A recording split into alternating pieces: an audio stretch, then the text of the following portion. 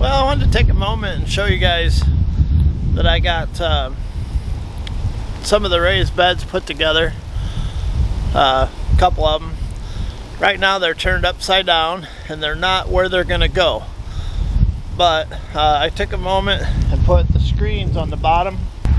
I didn't get a chance to film that. It was kind of crappy weather. Like right now it's spitting snow.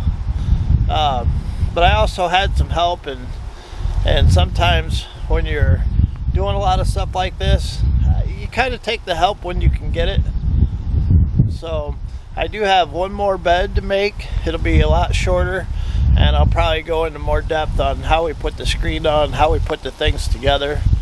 But for right now, the weather kind of stinks, so I'm gonna go find something else to do today.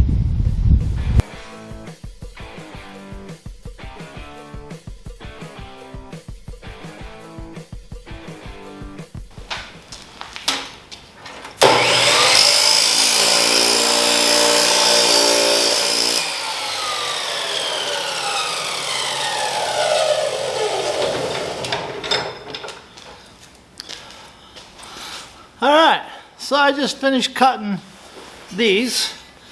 These are some fence posts that I had in my scrap pile from a previous video, if you notice. I'm going to cut these down to 36 inches and add them to the bottom of my raised beds to help prevent buckling. I'm hoping the way I built these raised beds that I don't have to post them into the ground. That way, if in the near future we don't like where we have them, or if we want to change something, it won't be a big deal to change them up. If they get here in a year or so to a point where we have to put posts in, we'll know right where we want them and we'll put the post in then.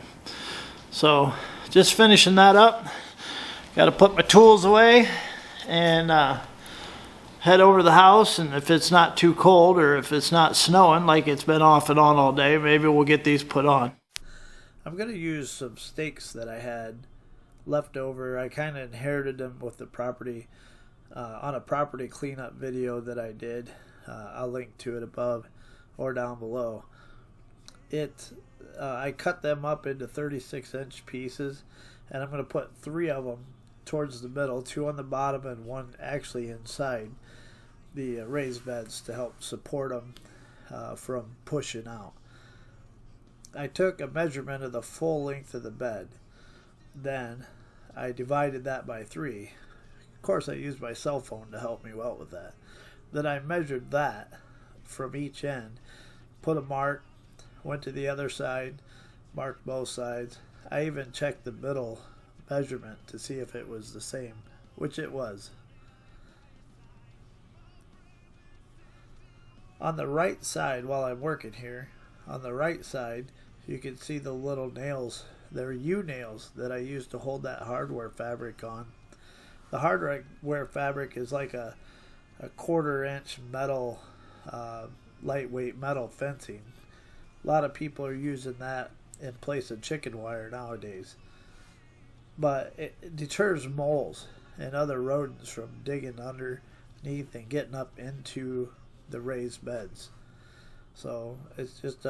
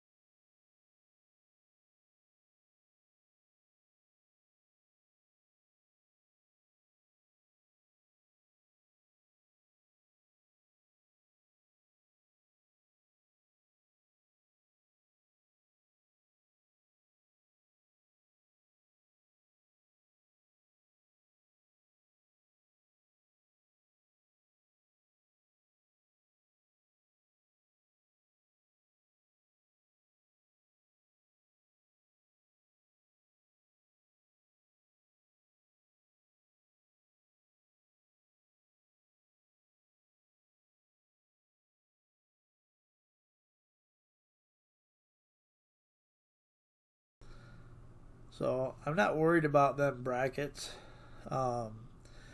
being lower than the side rails of the bed. I'm pretty sure they'll sink right down into the dirt. Their main purpose is really to hold the sides from pushing out. I started to put these on one direction, and then I realized after I had two of them almost completely bolted up that I didn't feel there was an adequate enough bite from the lag screws into the wood. So I actually undid them, turned them upside down so it's just the thickness of the metal instead of that gap between that U-shaped metal. Felt a lot more confident. There was a lot more bite to it. I actually used a self-tapping wood screw to screw in, make a pilot hole, and then screw that back out, and then that gave the lags someplace to go. And it worked pretty good without, it didn't split the wood at all, which most people would have drilled them out. But I just didn't want to take the time to find another drill bit or anything that would work. So I just used a self-tapping wood screw and drilled a pilot hole and then put the lags into it from there.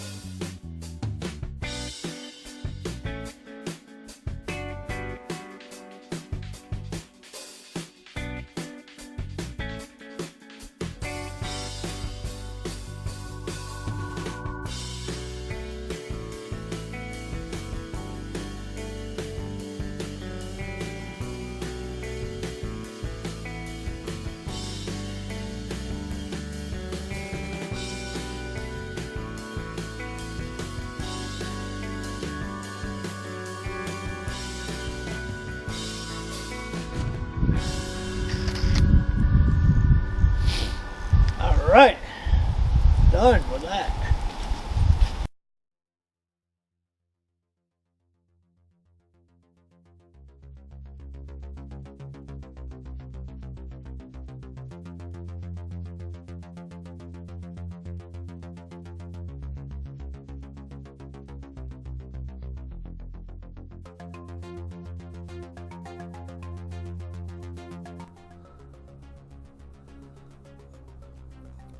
The area that we're going to put these raised beds is not very level, and the reason I want to put it where I want to put it is because I think it'll get the maximum amount of sun that I can get it.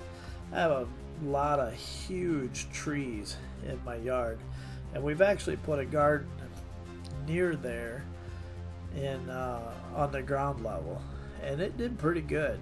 So I think where we're putting it, it's going to get the best southern exposure that we can give it without the roof shading it too much. Because before, the garden we had before that was on the ground was with a different roof. The roof wasn't near as high, and it didn't shade from the direction that it's shading. The pitch went the opposite direction of what it does now. So now it's kind of like a wall to the south, and there's a lot of shade over on that side of the house where that garden was before. So we're moving it out, but the ground kind of has a downward angle. So I'm going to dig about 8 inches off of the high side and pull it down to the low side. We got a lot of rain coming in the forecast, and it's early January. We don't have frozen ground right now, and I think we got some rain coming. It's kind of wet now, but I'm gonna go ahead and try to dig this, smooth it out, and hopefully the rain that's coming will help settle and level that, and then the freeze and thaw should help level that too. And if it stays warm and it dries up a little bit, I'll try to scrape that down and smooth it out, level it off even better with the bucket, the front bucket. But that's kind of hard to do with as wet as it is right now.